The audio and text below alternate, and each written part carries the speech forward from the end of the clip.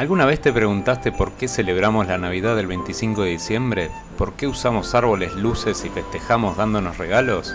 Si bien hoy es una fiesta cristiana, la verdad es que esta fecha y sus tradiciones tienen un pasado muy antiguo y en muchos casos bastante pagano. Vamos a descubrir cómo los romanos, los nórdicos y la iglesia cristiana fueron transformando esta festividad a lo largo de los siglos. Así que si querés saber la verdadera historia de la Navidad, quédate hasta el final. Para entender por qué celebramos la Navidad un 25 de diciembre, tenemos que viajar al Imperio Romano.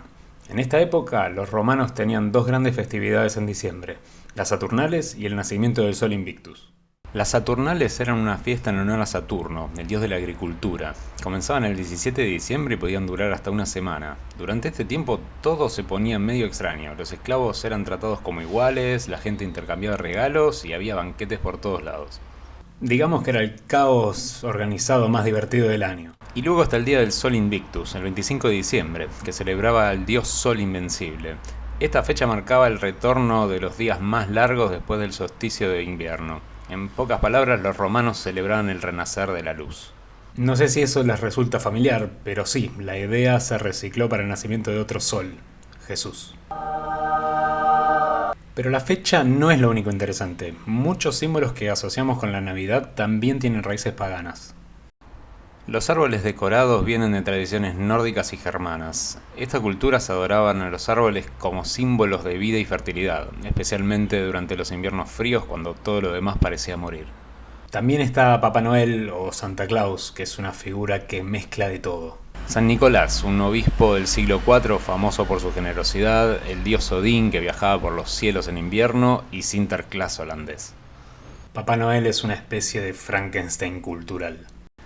Las luces, tanto las velas como las eléctricas, también tienen un origen pagano. Encender las velas en invierno era una forma de simbolizar la esperanza y el regreso de la luz. Hoy en día seguimos llenando todo de luces.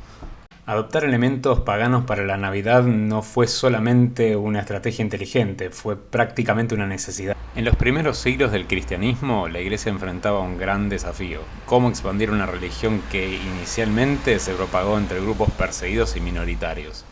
Para triunfar en el vasto imperio romano y más allá necesitaban que el cristianismo fuera atractivo y sobre todo familiar. Y acá es donde entra el sincretismo, que es la mezcla de creencias y tradiciones.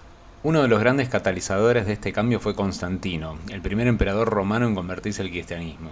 En el año 313, con el Edicto de Milán, se legalizó la práctica del cristianismo, y en 325, con el Concilio de Nicea, se empezó a formalizar su doctrina. Sin embargo, la población del imperio era todavía mayormente pagana y sus festividades como las Saturnales y el Sol Invicto seguían siendo enormemente populares. Fue entonces cuando la iglesia, con el apoyo del emperador, decidió adoptar algunas de las festividades para alinearlas con el mensaje cristiano. Fijar el nacimiento de Jesús el 25 de diciembre fue una movida política y cultural para facilitar la transición. A lo largo de los siglos, esa flexibilidad cultural se convirtió en una de las mayores fortalezas del cristianismo. Por ejemplo, las tradiciones germanas y nórdicas, que incluían árboles sagrados y rituales para honrar a los espíritus del invierno, se integraron en las costumbres cristianas como el árbol de Navidad.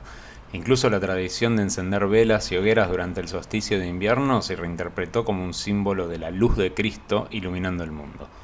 Entre los siglos IV y VII, mientras el cristianismo se expandía por el norte de Europa, los misioneros se enfrentaron a un dilema: cómo convertir a pueblos que tenían religiones profundamente arraigadas, como los celtas, los germanos y los escandinavos.